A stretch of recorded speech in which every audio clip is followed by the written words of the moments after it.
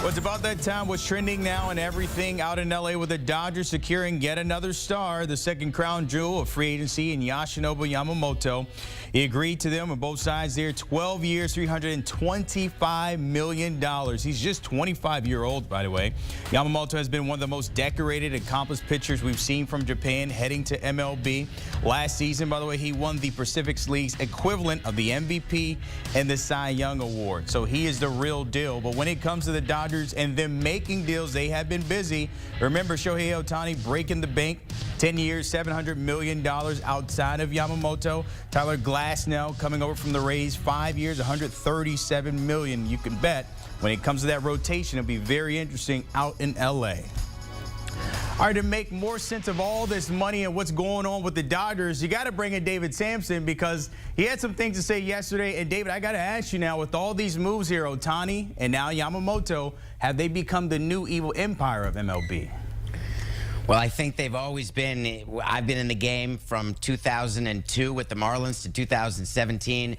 The minute Mark Walter took over that team with Guggenheim Partners, they've been a financial bully, and they've used money to their advantage in a way that takes advantage of smaller market and lower revenue teams. And what you're seeing this year and this offseason is the culmination of using money that way. And it's really an interesting thing because baseball loves that Ohtani and Yamamoto are in L.A. The broadcast partners love it, but there's a bunch of teams who don't. I was going to ask you that, looking from the outside in, other owners maybe looking at this spending spree they're getting from the Dodgers here. It seems like, as you mentioned there, LA's playing at a different game this offseason. What are you hearing around the league from others viewing this, looking at what they're doing out in LA? Well, I think there's a question of when you're meeting with your GM and your team president, you're asking, could we have done that? You don't need to be a top scout to identify Ohtani and Yamamoto as two people you'd like to have on your team. You're not getting added value. It's not that Andrew Friedman is showing he's the greatest executive in baseball. He's getting the ability to sign players to contracts that the Ohtani one doesn't pass the smell test with all those deferrals. And the Yamamoto, that goes against everything Andrew Friedman did when he went from Tampa to L.A. No long-term deals for pitchers. He gave Bauer 3 or 4 years. We know how that ended. But he said, why would I do that? And he's right. Now, he's going to tell you in a press conference that Yamamoto's different and that he's 25. He's got 4+ pitches. They need pitching to go with their great lineup. They haven't won a full-season World Series since the 80s. He's going to say all the right things, but he violated his principles. And there is no way that Yamamoto is a #1 starter for 12 years. It is a deal, another deal, meant to get around and lower their luxury tax bill. What's the next move for the Dodgers here, the business side of it, when we talk about capitalizing on Ohtani, Yamamoto? You kind of hinted at it there when you talk about the jersey sales, the merge sales, and potential revenue streams. What else can come with these two locked in here? Well, clearly their corporate sponsorship department's going to be very busy bringing in more money from Japanese companies who are going to want to be a part of it. They're going to have to make their media room bigger because of the number of people who will follow Ohtani and Yamamoto. There's no doubt it creates a different atmosphere in that ballpark, in that clubhouse, on the field. However, when you're talking about what money will they bring in, they already lead the league in attendance and gate revenue. I guess they could raise their prices. They get 1/30th of all these jersey sales, so that's not going to help balance the checkbook. The best chance they have is that they've got an amazing TV deal, and the value of their team will continue to go up. But really, this is all about one thing, and that's jewelry. They want to win a World Series, and I'll tell you something. If they don't win a couple World Series with these guys over the next 5 or 7 years, wow, are they going to look back on this offseason and say, hey, we won the offseason, but we don't get any banners for that. You said 2 last night. Are we still sticking with 2 or maybe 3 or 4? What do you think?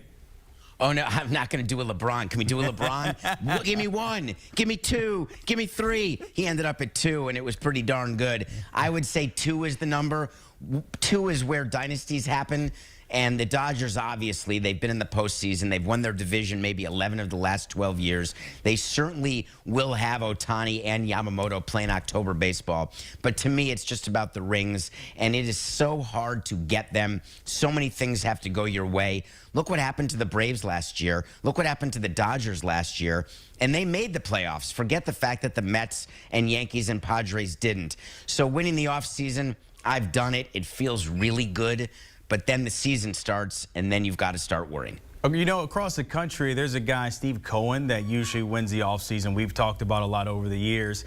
Moves like this that we're seeing from the Dodgers, we usually see it from him in New York. Right now, is he showing some restraint? Should we check him out? Is he okay? Like, is it a checkmate for him watching all this go out to L.A.?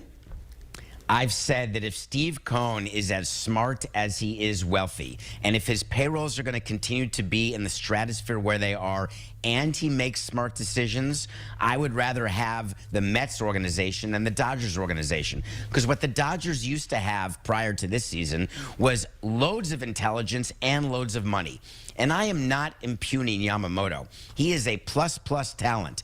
Do I know that he will be a #1 pitcher in Major League Baseball? No one really knows that. So Steve Cohen, when looking at deals, he's a numbers guy. 12-year deals for pitchers don't work.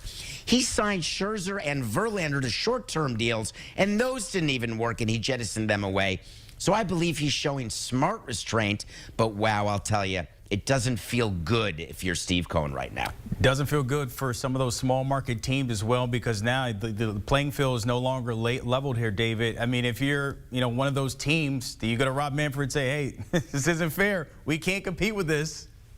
Oh, I don't think you have to go to Rob Manfred. I think he's very aware. One of the things that concerns him the most is owners fighting with owners. And any caucus, any blocks of owners where you can get 8 owners who believe that something needs to change, they can force change. And there's a bunch of owners looking at themselves right now and saying, I guess we could be like Arizona and we could get hot, be young, sprinkle in a free agent, even if it doesn't work like Madison Bumgarner, and win a pennant and get to the World Series. So I think they're going to keep going down the path they go on because it's the only path these teams can have. The benefit of being the Dodgers or even the Yankees or the Mets is you've got so many alternate paths you can choose from. You can cover up mistakes with further signings the way the Dodgers have. But at the end of the day, it's much harder to win with a lower payroll and a smaller market. All right, David, I'm just doing some quick math here. You got 2 guys. It's $1 billion in Yamamoto and Ohtani there. Then we just showed Tyler Glass now 135. I mean, are the Dodgers done? Is this it, or are there a few more moves out there for them? So what are you hoping for if you're the Dodgers? You're hoping that Walker Buehler comes back and that he still is a top-of-the-rotation guy.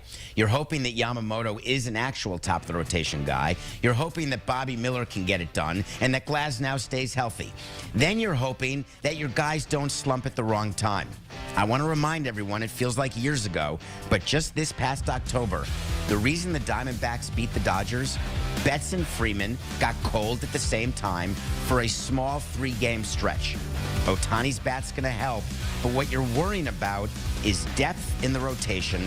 You're making sure your bullpen somehow can keep it together, and then you're hoping you don't have an untimely slump. But I'll tell you what you're also doing if you're the Dodgers. You're putting together a list to replace Dave Roberts because there's nowhere left for him to hide. He's got 2 years, and the expectations are so big that if the Dodgers don't win the pennant or they somehow do not race out to an early lead and slump early, I think that he will be on the hottest of hot seats. Plenty to watch there for L.A. as we continue. Maybe they add a few more, and then if they chase that pennant, as you mentioned there, as always, David Samson laying it out for us in MLB when it comes to those odds and maybe wing this whole thing. Guess what? The Dodgers, they are the favorites at plus 400 there, but after the World Series last year, they were just 9-1 and third best when it comes to the odds there at plus 900. But now I guess with Ohtani, Tyler Glasnow, and Yamamoto, and maybe more, they are the favorites in 2024.